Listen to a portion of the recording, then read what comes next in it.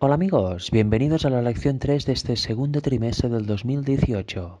Jesús y el libro de Apocalipsis. El versículo de memoria es Apocalipsis 3:21. Al que venciere, le daré que se siente conmigo en mi trono, así como yo he vencido y me he sentado con mi Padre en su trono. Bonita promesa, ¿verdad? Realmente es casi para saltarse las lágrimas al ver esto. Esta promesa del mismo Cristo, el mismo Mesías que vino aquí, murió por nosotros y ahora gracias a esto tenemos una vía abierta a la salvación. Realmente el libro de Apocalipsis o Revelación, la revelación de Jesucristo, está lleno de figuras del Antiguo Testamento, ya que lo que conocemos como Antiguo Testamento y Nuevo Testamento son uno, son indivisibles. Las cartas de los apóstoles, los evangelios, las propias palabras de Jesús, todo hacía referencia a las escrituras de aquel tiempo, que era lo que conocemos ahora como el Antiguo Testamento, la Torá, los profetas, los salmos, etc.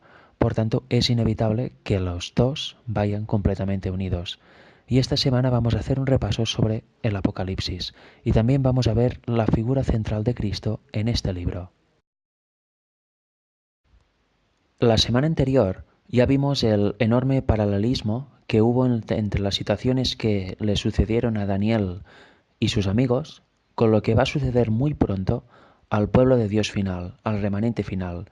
Y también vimos que el libro de Daniel y el libro de Apocalipsis son perfectamente complementarios. Uno se encuentra en el Antiguo Testamento y el otro en el Nuevo.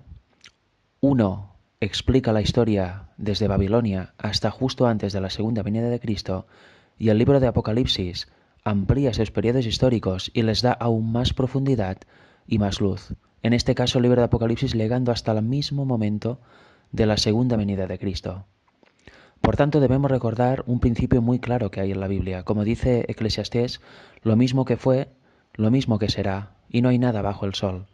Por tanto, teniendo en mente este principio y que debemos aprender del ejemplo de, por ejemplo, Daniel y sus amigos, debemos aprender de los ejemplos buenos de los hombres fieles a Dios del pasado y también debemos aprender para no caer en los mismos errores de los hombres que eran parte del pueblo de Dios, pero que en su momento apostataron, fracasaron y llevaron la ruina a ellos, a sus familias y a la propia nación de Israel. En ese sentido vamos a ver plasmado este principio en 1 Corintios 10, versículos del 1 al 11. No sé si los vamos a leer todos, pero vamos a ver qué dice el apóstol Pablo respecto a tener en cuenta lo que sucedió en el pasado para no volver a caer en los mismos errores. Dice así el versículo 1: Porque no quiero, hermanos, que ignoréis que nuestros padres todos estuvieron bajo la nube, y todos pasaron el mar. Y todos en Moisés fueron bautizados en la nube y en el mar. Aquí está hablando de cuando la nube guiaba al pueblo de Israel por el desierto, y cuando se abrieron las aguas del mar Rojo. Y todos comieron el mismo alimento espiritual. Versículo 4: Y todos bebieron de la misma bebida espiritual, porque bebían de la roca espiritual que los seguía, y la roca era Cristo. Pero de los más de ellos no se agradó Dios, por lo cual quedaron postrados en el desierto. Por tanto vemos que el mismo Cristo los guiaba, del mismo Cristo bebían, literalmente y figurativamente, porque Él les daba la lluvia también. Pero aún y así, ¿qué pasó? Pues que llegó un momento, y eso está narrado, en la Torá, que los israelitas quisieron carne, se hartaron del maná y de la comida poco abundante para ellos que había en el desierto y quisieron carne, y Dios les envió, por su dureza de cerviz, codornices y carne hasta que les salieran por los ojos. Eso provocó una mortandad impresionante. Por tanto, aquí vemos un ejemplo de intemperancia en el cual no debemos caer. Ni aun viendo que les guió la columna de nube, que era Cristo mismo, por el desierto, ni que los salvó de los egipcios abriendo el mar rojo y luego volviéndolo a cerrar cuando los egipcios estaban cruzando, ni así se entregaron por completo a Dios, ni confiaron completamente en Él. Al final siempre acabaron murmurando y poniendo problemas y trabas en las ruedas. Versículo 6. Mas estas cosas, lo que acabo de comentar y leer, sucedieron como ejemplos para nosotros, para que no codiciemos cosas malas como ellos codiciaron, ni seáis idólatras como algunos de ellos. Según está escrito, se sentó el pueblo a comer y a beber, y se levantó a jugar. Ni forniquemos como algunos de ellos fornicaron y cayeron en un día 23.000. Ni tentemos al Señor como también algunos de ellos le tentaron, y perecieron por las serpientes. ni murmuréis como algunos de ellos murmuraron y perecieron por el destructor. Y estas cosas les acontecieron como ejemplo, y están escritas para amonestarnos a nosotros, a quienes han alcanzado los fines de los siglos. Todo lo que ha sucedido al pueblo de Israel, narrado en el Antiguo Testamento, es como ejemplo para nosotros, para que sigamos los ejemplos buenos y no caigamos en los mismos errores del pasado. Todo lo narrado en las cartas del Nuevo Testamento, en los Evangelios, es para nuestro aprendizaje y para realmente obedecer esto y aplicarlo a nuestra vida, porque si no, como tenemos tendencia al mal y somos humanos como los de antaño, acabaremos acariciando los mismos errores y tendremos el mismo final. Por tanto, sigamos el ejemplo de Daniel, de sus amigos, de Cristo, de las personas fieles de la antigüedad. Y ahora algo muy importante, versículo 12, así que el que piensa estar firme, mire que no caiga. Es muy común que entre el pueblo de Dios haya personas que dicen, bueno, yo llevo desde toda la vida en la fe, yo llevo 20 años y yo sé mucho, llevo muchos años predicando, llevo muchos años haciendo la obra. Cuidado porque el que cree estar firme, mire que no caiga, porque inevitablemente cuando nos creemos que estamos bien, cuando tenemos popularidad o creemos que estamos tan en la línea de Dios, nos relajamos inconscientemente y luego es cuando Satanás encuentra la brecha, entra en nosotros y si somos populares hace desviar a un montón de personas que siguen nuestros estudios o nos pueden tener en alta estima y nos hace desviar a nosotros mismos desarrollando en nosotros caracteres de rasgo satánico como orgullos, suficiencias propias, etc. Por tanto, cuidado, no pensemos nunca que estamos ya salvados y perfectos hasta que tenemos que ser firmes hasta que nos muramos y si estamos vivos cuando viene Cristo, pues querrá decir que hemos llevado una vida totalmente entregada a Cristo, que no nos habremos relajado ni un momento y al final habremos sido emblanquecidos. Si no, podemos encontrarnos que llegamos casi al final de la carrera, luego nos desviamos y el premio se nos va. Mucho, mucho cuidado con creernos firmes y relajarnos de este modo. La semana anterior ya vimos varios sucesos que le sucedieron a Daniel y sus amigos, los cuales tienen directa correlación con eventos que van a suceder al fin de los tiempos. Estudiamos Daniel 3, Daniel 4, Daniel 6. Todo esto va a suceder en otra forma al final de los tiempos. Y también lo narra, por ejemplo, Apocalipsis 13.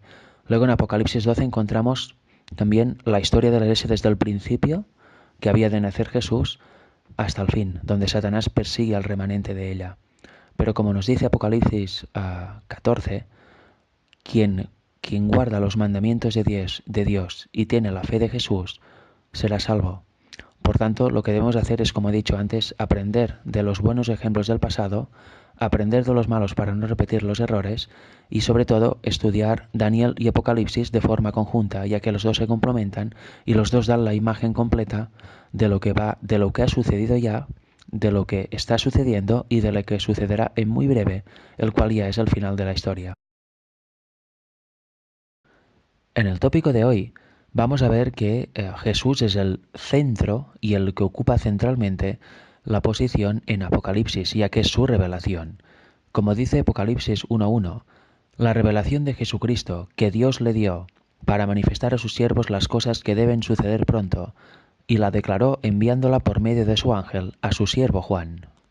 Por tanto, aquí vemos qué es el Apocalipsis, una revelación de Dios que dio a través de Jesús y que éste dio a través de un mensajero, de un ángel, y éste se encargó de comunicarle todo lo que le habían dicho a Juan, y Juan lo transcribió en nuestro vocabulario para que los humanos podamos entenderlo y saber lo que va a pasar en el futuro y cómo va a acabar todo este conflicto que ya está durando, casi 6.000 años.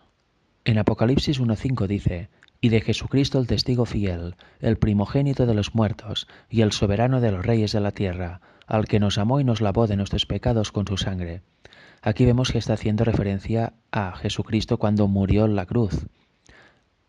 Es por su sangre que somos limpios. Es por su sangre que nuestros pecados pueden ser quitados.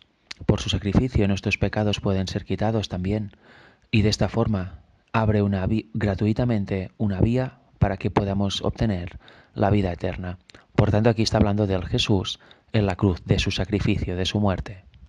En el versículo 18 del mismo capítulo, y el que vivo y estuve muerto, mas he aquí que vivo por los siglos de los siglos, amén, y tengo las llaves de la muerte y del Hades.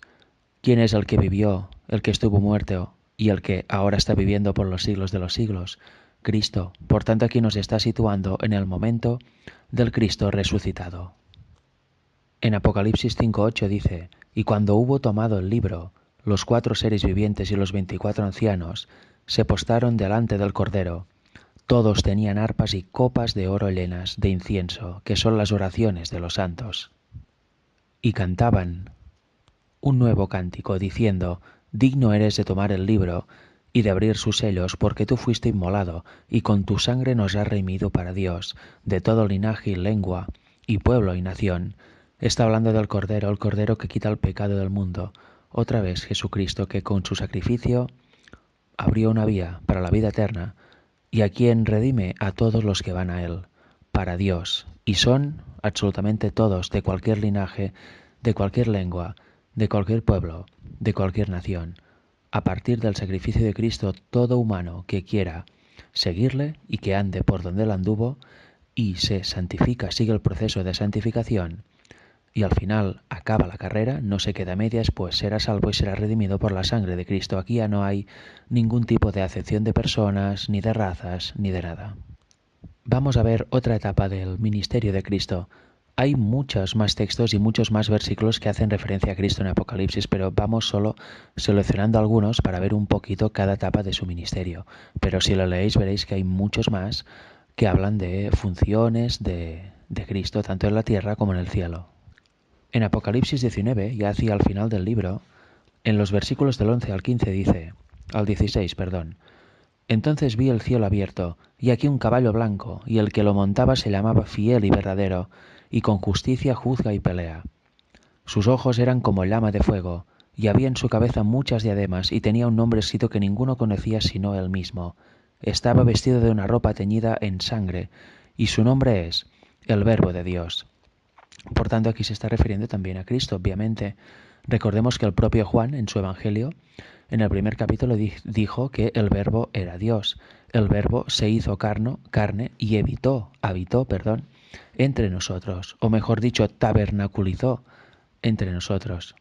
Y vemos que está teñido de sangre, lo mataron, y gracias a esto, como hemos dicho antes, es como somos limpios de nuestros pecados. Montaba un caballo blanco, símbolo de pureza total, nada de pecado, nada de levadura, y su nombre lo indica todo, fiel y verdadero. Él es la verdad, lo dijo Cristo mismo, eso es la verdad, el camino, la verdad y la vida. Y Dios, su Padre, es también verdad en sí mismo. Por tanto, no hay duda de que estamos hablando también de Jesucristo, y aquí está en un plan no como niño, no como hombre en la tierra sufriendo, sino que ya está completamente glorificado y está a punto para venir a buscar a sus redimidos. Sigue diciendo el versículo 14, y los ejércitos celestiales, vestidos de lino finísimo, blanco y limpio, le seguían en caballos blancos, todos hiperpuros, todos sin ninguna mancha de pecado. De su boca sale una espada aguda, para herir con él a las naciones, y él la regirá con vara de hierro, y él pisa el lagar del vino del furor, y de la ira del Dios Todopoderoso. Y en su vestidura y en su muslo tiene escrito este nombre, Rey de Reyes y Señor de Señores. Aquí Cristo ya está viniendo, está preparándose para venir a buscar a su pueblo. Ya viene como rey para ejecutar juicio y sentencia contra todos los humanos y llevarse a su pueblo al cielo durante 1000 años. Y finalmente en el capítulo 21, hablando ya de la tierra nueva, del cielo nuevo, donde todo ya ha terminado, dice, versículo 2. Y yo, Juan, vi la santa ciudad, la nueva Jerusalén, descender del cielo de Dios, dispuesta como una esposa ataviada para su marido. Y oí una gran voz del cielo que decía, He aquí el tabernáculo de Dios, con los hombres, y Él morará con ellos, y ellos serán su pueblo, y Dios mismo estará con ellos, como su Dios. Y si vamos al versículo 6, y me dijo, hecho está, yo soy el alfa y la omega, el principio y el fin, al que tuviere sed yo le daré gratuitamente de la fuente del agua de la vida. Ese texto es realmente impresionante porque ahora vamos a leer en Juan también, el Evangelio de Juan, en el capítulo 7, unas palabras que dijo Jesús en la fiesta de los tabernáculos, aquí en la tierra. Dice así en Juan 7, del 37 al 39. En el último y gran día de la fiesta, Jesús se puso en pie y alzó la voz, diciendo, Si alguno tiene sed, venga a mí y beba. El que cree en mí, como dice la Escritura, de su interior correrán ríos de agua viva. Esto dijo del Espíritu que habían de recibir los que creyesen en él, pues aún no había venido el Espíritu Santo porque Jesús no había sido aún glorificado. Estaba en el último día de la fiesta de los tabernáculos, en el momento que se estaba realizando la ceremonia de la libación del agua. Podéis buscar información sobre esta ceremonia, esta parte de esta fiesta, y os vais a quedar alucinados con el simbolismo que tiene también con su muerte en la cruz, ya que de él salieron agua, una corriente de agua y una corriente de sangre. En esta fiesta se usaba vino y agua también. Si estudiáis ya veréis, es un poquito largo y ahora para resumir, mejor que no porque puede liar, mejor estudiarlo desde cero y os daréis cuenta de la tremenda relación y de por qué dijo estas palabras Jesús en aquel preciso momento y no en otro o antes. Y ya vemos qué dice Jesús, ya en el contexto de la tierra nueva, al fin de los 7000 años, o al fin del séptimo día de la fiesta. Como hemos visto, al que tuviere sed yo le daré gratuitamente de la fuente del agua de la vida. En aquel momento es cuando ya todos los salvos van a ir cada semana a la Nueva Jerusalén a comer del árbol de la vida, que también es Cristo, del fruto que les va a llevar a alcanzar con el tiempo su perfecta posición, su perfecta altura y su perfecto vigor. Y ya en un contexto sin pecado, en la ciudad de Dios, con Dios mismo ahí, gobernando en la tierra nueva. Por tanto, el simbolismo es tremendo. Como vemos, los evangelios, el Apocalipsis, las demás cartas de Pablo, todas van unidas, obviamente también con el Antiguo Testamento, y acabamos de comprobar que Jesús es realmente el centro del Apocalipsis, porque concuerda con muchos tipos vistos en el Antiguo Testamento y muchas de sus palabras cuando estuvo aquí en la tierra. Justo empezar el Apocalipsis se le da una visión a Juan del Hijo del Hombre, de Cristo. Y en el versículo 1:13 vemos lo siguiente: y en medio de los 7 candeleros, a uno semejante al Hijo del Hombre, vestido de una ropa que llegaba hasta los pies, y ceñido por el pecho con un cinto de oro. Su cabeza y sus cabellos eran blancos como blanca lana, como nieve, sus ojos como llama de fuego. Por tanto, ¿dónde está? Entre los candeleros. ¿Y qué son los candeleros? Pues lo dice unos versículos más abajo, versículo 20. El misterio de las 7 estrellas que has visto en mi diestra y de los 7 candeleros de oro. Te lo voy a contar. Las 7 estrellas son los ángeles de las 7 iglesias y los 7 candeleros que has visto son las 7 iglesias.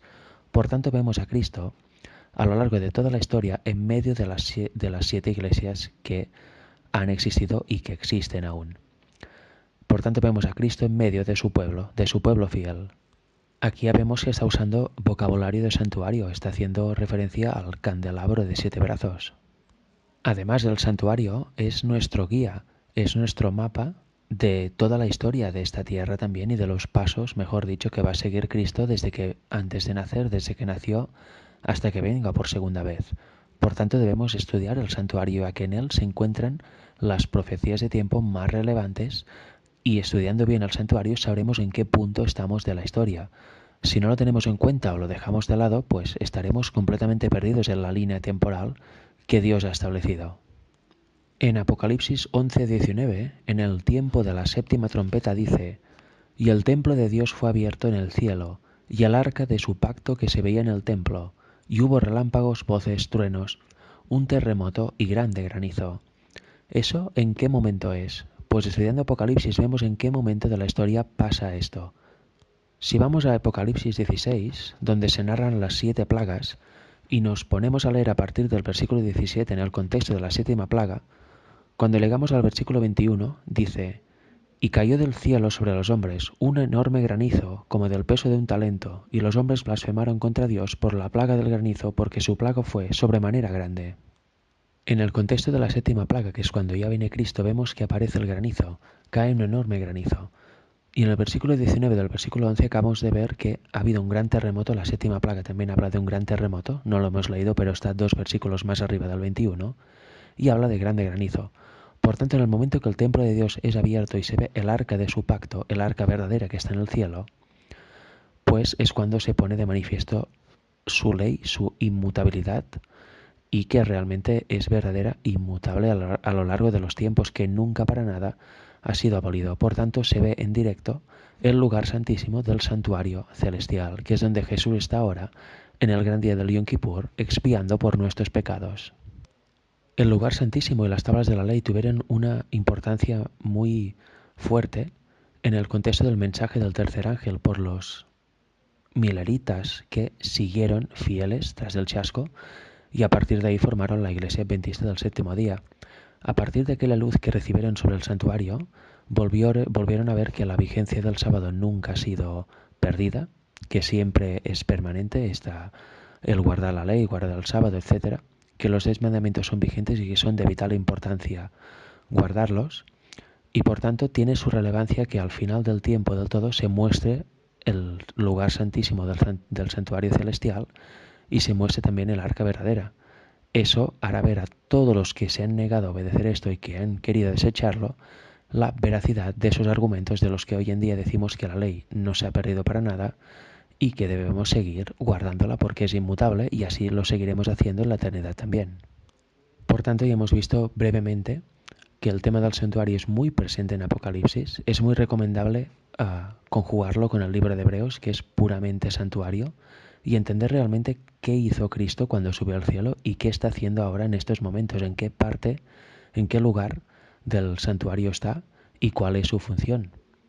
Bien, sabemos por profecía que en 1844 entró al lugar santísimo, al segundo departamento, y empezó a hacer expiación por los pecados. Eso es bueno para entender qué está haciendo Cristo, corroborarlo con la lectura del Levítico 16 en la Torá y veremos qué se hacía en el servicio típico en Israel cuando llegaba el día de expiación y así sabremos lo que está haciendo Cristo ahora y cómo aplicarlo a nivel espiritual para todo el mundo.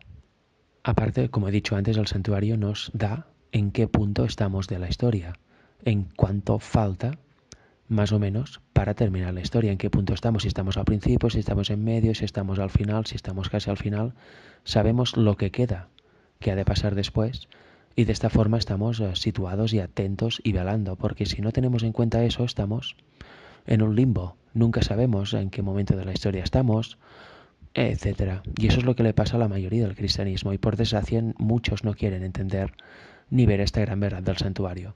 Por tanto, nuestra obligación es estudiarla, predicarla a los demás y luego los sinceros reaccionarán y también se añadirán al grupo que guarda los mandamientos de Dios y tiene la fe de Jesús. Vamos a leer Apocalipsis 1, versículos del 1 al 8. Ya leímos algún versículo el otro día, pero hoy lo vamos a leer de corrido y analizando un poquito qué dice cada uno de ellos. Dice así, versículo 1. La revelación de Jesucristo que Dios le dio para manifestar a sus siervos las cosas que deben suceder pronto, y la declaró enviándola por medio de su ángel a su siervo Juan, que ha dado testimonio de la palabra de Dios y del testimonio de Jesucristo y de todas las cosas que ha visto. Aquí vemos lo que es el Apocalipsis, una revelación de Cristo, que Dios el Padre da para manifestar las cosas que han de suceder pronto. Realmente cuando se dio esta visión a Juan a través de un ángel, dice también el texto, ¿fue hace poco? ¿Fue hace unas semanas? ¿Hace unos pocos años? No, fue hace un montón de siglos. Sin embargo, aquí dice que han de suceder pronto. Eso es porque Dios siempre quiere mantener a su pueblo velando, en expectativa, porque si dijera las cosas que van a suceder, no sé, en 2000 años, en 3000 años, pues ¿qué sería? ¿Qué haría el pueblo? Se relajaría, no velaría y pensaría, bueno, en mi vida no me va a tocar, o sea que mejor no hago mi parte, no hago la obra y dejo que ya se encarguen en el futuro. Por eso siempre da una sensación de prontitud para que su pueblo siempre esté velando. Debemos estar siempre así, velando y a la expectativa porque las señales se van cumpliendo y la profecía va corriendo su rollo. Versículo 3. Bienaventurado el que lee y los que oyen las palabras de esta profecía y guardan las cosas en ella escritas, porque el tiempo está cerca. Otra vez más, el tiempo está cerca. Realmente, ahora que estamos leyendo nosotros esto, por la situación mundial, por la situación de la Iglesia, por la situación en general del planeta, vemos que realmente sí que está cerca el tiempo. Pero es otra vez por lo mismo. ¿Por qué se dijo que el tiempo está cerca? Para mantener la actitud de velar en todo su pueblo. Como dijo Jesús en Marcos 13, velad y orad, por favor. ¿Y qué sucede con los que leen el Apocalipsis y guardan las cosas que hay en ella escritas, en esta profecía? Pues que son bienaventurados. Por tanto, la idea de que el Apocalipsis no se puede entender, de que está sellado, que es una idea muy católica, es totalmente falsa. Y ya se ve en el versículo 3 del primer capítulo de este libro. Sigue diciendo el versículo 4, Juan, a las 7 iglesias que están en Asia, gracia y paz a vosotros del que es y el que era y que ha de venir, y de los 7 espíritus que están delante de su trono, y de Jesucristo el testigo fiel, el primogénito de los muertos, y el soberano de los reyes de la tierra, al que nos amó y nos lavó de nuestros pecados con su sangre. Ya comentamos ese texto en otro tópico de esta semana. Nos amó, nos lavó por medio de su sangre, por medio de su sacrificio manifestó el gran amor que tiene el Padre por nosotros y gracias a ello tenemos una opción de ser, otra vez, eternos, de ser salvos. Versículo 6. Y nos hizo reyes y sacerdotes para Dios, su Padre. A Él sea gloria e imperio por los siglos de los siglos. Amén. Los que venzan, evidentemente serán reyes, serán sacerdotes de Dios, porque habrán vencido al mal y serán salvos al final. Versículo 7. He aquí que viene con las nubes, y todo ojo lo verá, y los que le traspasaron y todos los linajes de la tierra harán lamentación por él. Sí. Amén. Aquí nos sitúa ya en la segunda venida de Cristo. Vienen las nubes y todo ojo lo verá. Y dice algo muy interesante. Los que le traspasaron y todos los linajes de la tierra. Por tanto, aquí vemos que habrá, antes de la segunda venida de Cristo, una resurrección especial, porque los que le traspasaron están muertos. Por tanto, si no hubiera una resurrección especial, no podrían verlo venir en las nubes. Eso lo corrobora también Daniel, como ahora vamos a ver. Lo encontramos en el versículo 2 de Daniel 12. Dice, y muchos de los que duermen en el polvo de la tierra serán despertados, unos para vida eterna y otros para vergüenza y confusión perpetua. ¿Qué sucede en la segunda venida de Jesús? Solo resucitan los salvos. Pero aquí está hablando de gente que será despertada para vergüenza y confusión perpetua.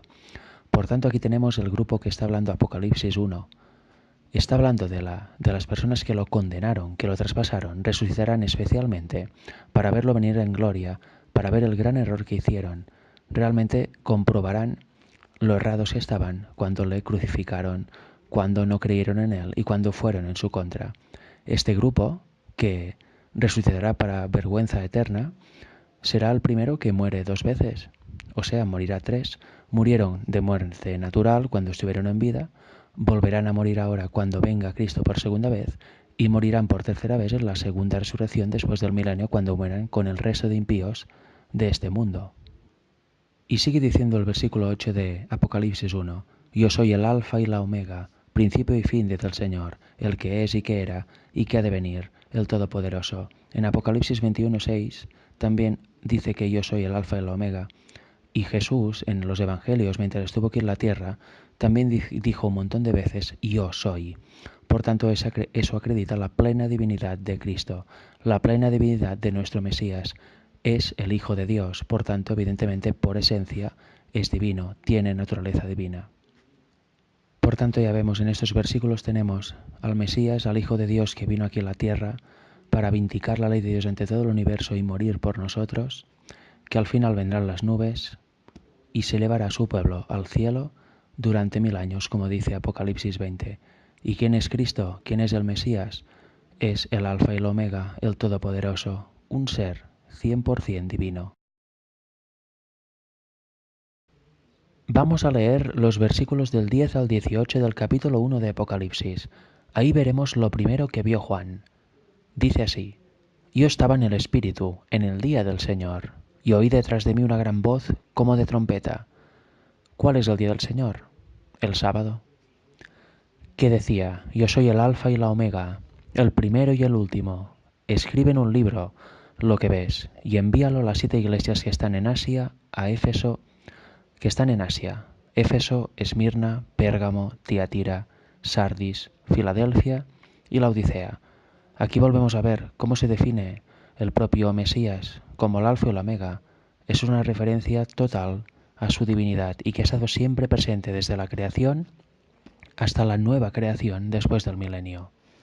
Dice el versículo 12, y me volví para ver la voz que hablaba conmigo, y vuelto vi 7 candeleros de oro, y en medio de los 7 candeleros a uno semejante al Hijo del Hombre, vestido de una ropa que llegaba hasta los pies, y ceñido por el pecho con un cinto de oro.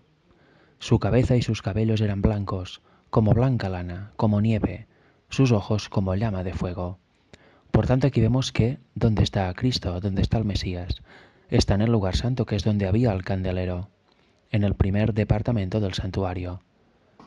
¿Y qué llevaba? Pues una ropa típica de sacerdote. Sigue diciendo el versículo 15, y sus pies semejantes al bronce bruñido, refulgente como en un horno, y su voz como estruendo de muchas aguas. Exactamente lo mismo que le pasa al Padre cuando habla, cuando suena su voz, es como un trueno tremendo, un estruendo impresionante. Tenía en su diestra 7 estrellas, de su boca salía una espada aguda de 2 filos, y su rostro era como el sol, cuando resplandece en su fuerza. Cuando le vi, caí como muerte a sus pies, y él puso su diestra sobre mí, diciéndome, no temas, yo soy el primero y el último. Está aquí otra vez diciendo lo mismo, yo soy el alfa y la omega. Todo pasa por él siempre ha estado. Versículo 18, y el que vivo, y estuve muerto, mas he aquí, que vivo por los siglos de los siglos. Amén. Y tengo las llaves de la muerte y del Hades. El versículo 18 nos deja bien claro que el Hijo del Hombre fue Jesús, o es Jesús, perdón, porque vivió, estuvo muerto, mas ahora vive por los siglos de los siglos, por tanto, resucitó, y tiene las llaves de la muerte, porque todo aquel que en él cree tiene vida eterna, dice Juan 3:16. Y debemos recordar también unas palabras que dijo Jesús registradas en Juan, también, precisamente, el Evangelio de Juan, versículos 25-26 del capítulo 11. Le dijo Jesús, yo soy la resurrección y la vida, el que cree en mí, aunque esté muerto, vivirá, y todo aquel que vive y cree en mí, no morirá eternamente. ¿Crees esto? Versículo 27. Le dijo, sí, Señor, yo he creído que tú eres el Cristo, el Hijo de Dios, que has venido al mundo. Eso se lo está diciendo a Marta, y es Marta que le ha contestado ahora.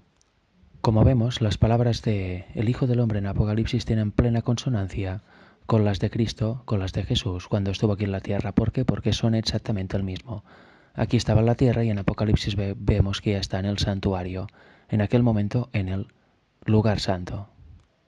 Y para finalizar el libro de Apocalipsis en su capítulo 22, el versículo 7 dice, He aquí vengo pronto, bienaventurado el que guarda las palabras de la profecía de este libro. Por tanto debemos guardar esas palabras, y guardar significa estudiarlas y tenerlas muy claras.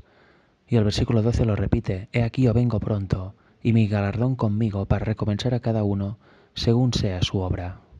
Si hemos tenido la fe genuina, eso nos llevará a guardar los mandamientos de Dios. Por tanto, el Padre pondrá en nosotros su querer y su hacer, y haremos buenas obras, no porque sean nuestras, sino porque será Dios mismo que las hará en nosotros. Por tanto, nos iremos santificando y acabaremos siendo aptos, si persistimos en esto, para ser salvos y para disfrutar de la vida eterna. Y en el versículo 13 vuelve a repetir lo mismo que en el capítulo 1. Yo soy el alfa y la omega, el principio y el fin, el primero y el último. El Mesías, nuestro Creador, siempre ha estado y siempre estará. Ya estuvo en el inicio y estará en el final y estará por toda la eternidad. Él siempre ha estado ahí. Ya era el que hablaba también a los profetas de la antigüedad, ya era el que guió al pueblo de Israel por el desierto, etc. Cristo, un ser plenamente divino, sin ninguna duda, por eso es el Hijo de Dios.